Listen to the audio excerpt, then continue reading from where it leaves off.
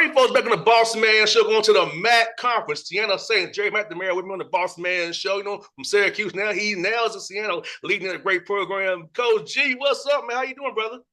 I'm doing great. I appreciate you having me on. Still, I was at the Q's for a while. I'm still getting used to that green and gold. It looks good back here. So I'm lucky, man. Very blessed to be here. No doubt, man. And for you, I know you was in Syracuse for a good while, man. And what about the opportunity in Siena really stood out to you to take over his program? I know it's kind of up that way, up in upstate New York up there. So what about this job really stood out to you, man? Similar to the Q's, I think when I was in high school to choose a place like Syracuse, it was, you talk about like elite fan bases, elite venues to play in, support from the area. And I was really happy. I loved Cuse. I could have raised my family there, stayed there for the rest of my life. I don't think I would have ever been content had I not tested myself as a head coach. And, for me to leave a place that I loved, I think it would have been had to match kind of the same characteristics as those things I just mentioned. So, when an opportunity came about at Siena where I had the opportunity to interview for the job and I looked at this place the same way as a recruit coming out of high school. I was getting recruited and I'm looking at a place to venture off and run my own program. And, do they match all those things? Do they have, an elite fan base and incredible story, tradition, and history? They had all those things. I think everybody in America that's a hoops fan watched the LSU Iowa game this year. That game was played in the arena that is my home arena, MVP Arena in downtown Albany. And coincidentally, it's the arena in 2003 that our Syracuse team went through and beat Oklahoma in the Elite Eight to make a Final Four. UConn 2 years ago goes through our arena to win their first national championship of their back-to-back. So, I just looked at this place in the same way in regards to when I was looking at Syracuse coming out as a player. Like it matched everything I was looking for in terms of the fan support, the opportunity, and the tradition. And again, like I said, I'm really blessed to be here. It's a great spot. It's a great spot to live, raise a family, and blue collar town, just like Syracuse was. And um, I'm excited, man. I'm excited the way things are going so far. No, I hear that, man. How cool has it been for you having to make decisions now with that one seat over now? From being an assistant all these years, now you get to make the decision yourself. And whether you give a suggestion, you dance your decisions. How's that transition been for you, man? It's nice. It's really nice. It's funny.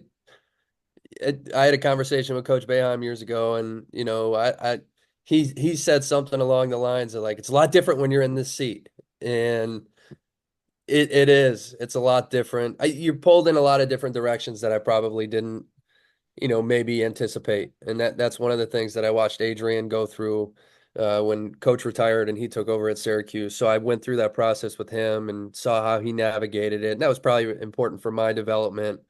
Um, but I think the most impactful thing is, you're the kind of the final decision maker in terms of your roster, the decisions that are made in terms of what you're looking for and how you want to play, who you want to get, who you align with, what are the characteristics that that player embodies. And that's been really kind of the most enjoyable part for me is it's like, I have great assistants and they bring a lot of great players to the table and you get to go out and evaluate all of them. And at the end of the day, I get to make the decision on, who we're going after the hardest and all those things. So there's a lot of pressure that comes with that in terms of, I know it when you're sitting in this seat, everything's going to fall squarely on your shoulders in terms of win and loss. And that's just what comes with the territory. But it's just so nice to be able to run things the way you always envisioned it. And I've been really lucky because I've been around so many great coaches. Coach Boeheim is a Hall of Famer, and Adrian, who I just mentioned, is the head coach now, and Mike Hopkins was kind of my mentor, who was the head coach at UW at Washington, and now is an assistant coach with the Suns. Alan Griffin, who's still at Q. So I just, I felt like I was ready to make those decisions because I've been around a lot of great decision makers and people. 1000%. I think I share your sentiment. I was a co-host back in the day. How I think about how I would do it if had my own show. How I wouldn't ask this question. So I had that same feeling. I was doing this as a co-host, but I was waiting on getting to my own show. Like, yeah, I feel when I finally got my own show. It was like, cool, I can do it my way. I can book this Yeah, guest. So I know how you feel, man. yeah. Having to do it your own way, It, man. It's done like that, yeah, man. nothing like it. And those really the experiences of kind of playing second fiddle and going through that and developing your own natural style are probably, equally as important. You kind of need that maturation process in terms of who you develop into. And I was really, really lucky at Syracuse working for Coach Boeheim for all those years because of how much power we had in terms of developing our own voice in the groups we worked with. I worked for the guards for 15 years, and it was basically like from day one, like, here you go, Gerry, here's your group of guys, do what you please, and you just change. I had 4 kids in the meantime, so now my style changed a little bit. I grew in terms of who I was as a person, and it changed me as a coach. And I kind of implemented how I changed into how I coached. And I know I can talk to my 13-year-old son a little bit differently than I talk to maybe my 8-year-old daughter. So uh, people learn in different ways, and those invaluable experiences to get you to the point where you feel like you're ready to go do your own thing are important. And Coach G, man, let me ask you this, man. When you looking for players for your roster this past offseason, what were you looking for in young men? Like, what kind of qualities did you want them to have to be a part of this new Siena Saints program that you're running and kind of fit what you want to do now in your identity as a head coach? Yeah, well, you're gonna also, it's like cliche in a lot of ways. You see every coach that does their introduction press conference, their introductory press conference, they're always going to use the word culture. But it's just so vital, To me, I got really lucky in terms of the recruitment process because I had already been in really good position with players in the past. So whether they hit the transfer portal or like a guy like Peter Carey, who I brought with me from Syracuse, I wanted all those guys to match the same things that were important to me, which was kind of team over self, winning above all else. Are you willing to sacrifice yourself a little bit for the betterment of the group? And I just felt like I got the right group, and then I got lucky with a couple guys that I didn't have a relationship with. I just really liked their film. So then it's kind of a roll of the dice, like it's speed dating. You're trying to figure out what are like I didn't have a previous relationship, so I didn't recruit you to Syracuse, or I didn't know you through AAU. So that's a speed dating process, and like I said, it's just a roll of the dice. You got to hope it's right. And those guys that I did recruit that were that roll of the dice, man, was it right, man? I hit it. I just got the right group in terms of their maturity. One of the things that I've talked about with all the guys that I recruited in my office here was, 2 things that I need are your respect and your maturity. And when you're talking to a guy in your office, he's going to look you in the eyes when you speak to him. It's when you coach him on the court, is he looking you in the eyes? And that was always really important to me at Syracuse because I've always, my style is kind of, I don't think people need to be talked at. I don't think they respond really well to that. So if I can talk to you, you have to understand that the time that I'm willing to spend with you is valuable. It's the most valuable thing you can give another human being. So I need you to give me the respect that I'm giving you. I'm spending my time with you. Look me in the eyes. I'm coaching you. I'm not yelling at you. I'm not doing this. I'm just trying to better you. So because I was kind of upfront and honest about my style and what I expected from them, the maturity part really kicked in quick because they understood me. And it wasn't by intent, but I spent my 8 weeks here and I didn't do it deliberately, but I didn't bring a whistle to practice. So in 8 weeks working with my group, I didn't blow the whistle one time. And I think it really is a credit to the guys that I've worked with that when I speak, I've got their attention because I've been willing to spend the hours in the gym with them prior to the coaching aspect. Now it's about the training, and I spent the time with the training. Now it's about the coaching, and because of the time you spend with them, I get their respect and their maturity, and that was kind of at the forefront of what I was trying to put together. And you got to be talented within that process, baby. You know what it is. You got to win at this level, but Yes. but there's so many good players, and you got to kind of decipher what you want and who you are and who you align with, and I've got a really good group. I align with them. We think the same. We want the same things, and we want to be able to make some noise. And the best way to do it is if you can align together. And this summer, did you kind of maybe combine more doing team stuff than you usually want to do? Because you had so many, the whole new roster, it's kind of mixing some of the player development as well. But mainly, I to get some general concepts in, that we're going to run offensively, defensive. So it's not just like a whole blur come now as you prepare for fall practice here coming up, with workouts coming up here, then practice starting for real, then getting November 4th. It's tipping off here really quickly. Quick, yeah, yeah. More so, the rules have changed. Like back when we played, we didn't get to practice like that in the summer. Never. Never. So like now, like as the rules have evolved and the time restrictions are lifted a little bit, I'd say most coaches around the country probably spend more team practice time than they ever have. It was really important for me, obviously, because you're putting together a new roster, you're taking over a new program, and um, you're getting a new group together for the first time. So to me, it was a great summer because I got to, for the first time, put in what I was thinking and how I thought, and all these things visually that I was able to do. Kind of behind the scenes of my coaching career, I was able to implement right away with a group that believed in it. So, yeah, to answer your question, 100%, we spent such a great amount of time in terms of the concepts of what I want to do offensively. We touched on a lot of the basic stuff of how we're going to play defensively, and now I've got starting September 3rd, I've got 30 practices in 42 days. So I think that stretch of time, because I've got a really good base in terms of how we want to play on the offensive end, I'm going to have to really focus these first 2 months on kind of really drilling in the defensive side of the basketball and making sure that when November 4th comes around, we've kind of got both areas and sides of the ball, a really good feel of what we are. No doubt, man. This is great. Like I said, for us, man, like it was hard to get that gelling because we didn't really see each other in summertime. So you really had to use this time, October 15th, the magic day, I to know. try to cram it all in, to try to Yeah. gel and get ready to play. Now, for us, it was all these buy games we had to play to raise money for the school. So we was getting our heads beat in while we weren't even a team yet. Playing on the road for the first 2 months, right? Like this, Yes. playing on the road against every top 25 team in the country. Yes, So, everywhere you can on demand to raise money to get your head beat in. And yep. the key was understanding this is part of the process. Yeah. What mine was the OVC schedule, not non-conference. This is for the school. But let's try to get stay healthy, don't get nobody hurt, and Yeah. be ready to make a run in January. Talk about getting thrown into the fire, right? Like right into the fire. But the reality of it is you see teams like even at the high major level, you see a lot of teams schedule and they'll schedule like, a lot of mid majors and they're going to go win a bunch of games. But then you see a lot of these teams, like I know Tom Izzo has kind of been famous for it, where his schedule is really, really difficult. So his non-conference schedule is really difficult. So your situation, you go on, you're playing against some of the best teams in the country.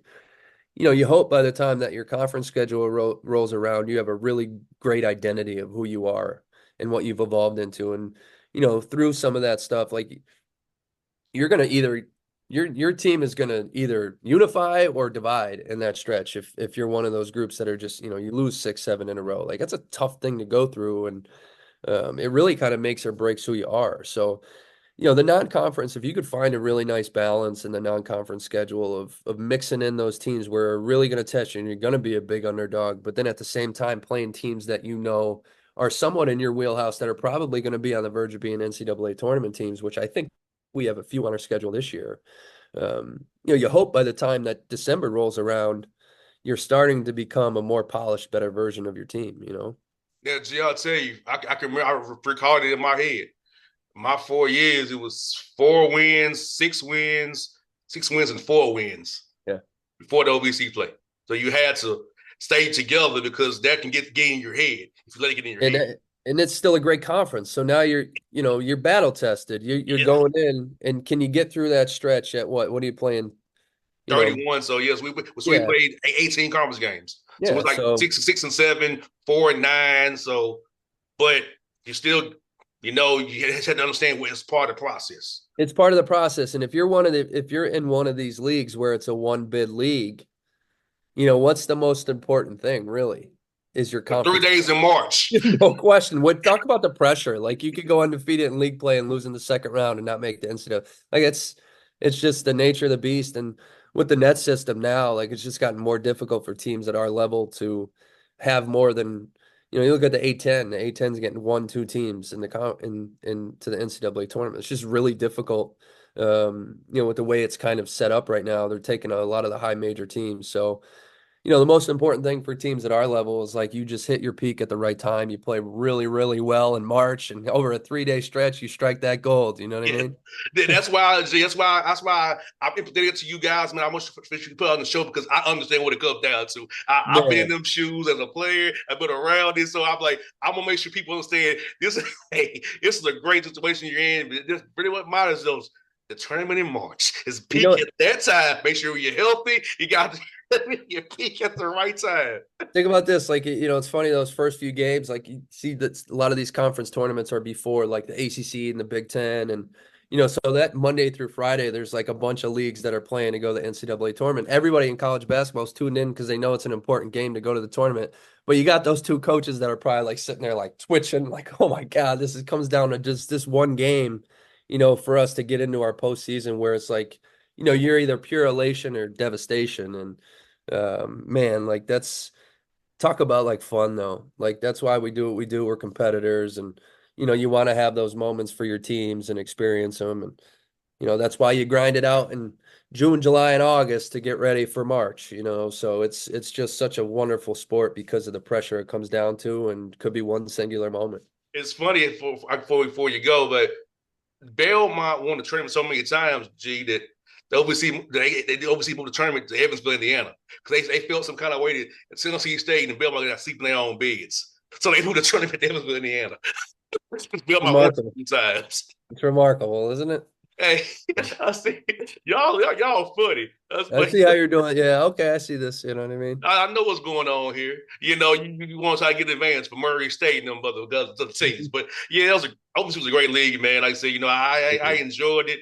I hate the realignment's done what realignment's done. The rivalries we had with MTSU, Austin P, Murray State, and all them gone now. But it was fun to be a part of it, man. Competing. Look, man. Now I compete at the radio, man. I compete Yeah, every day here at the radio. still in it. Well, I mean, conference realignment. I mean, even think of I was a Big East guy.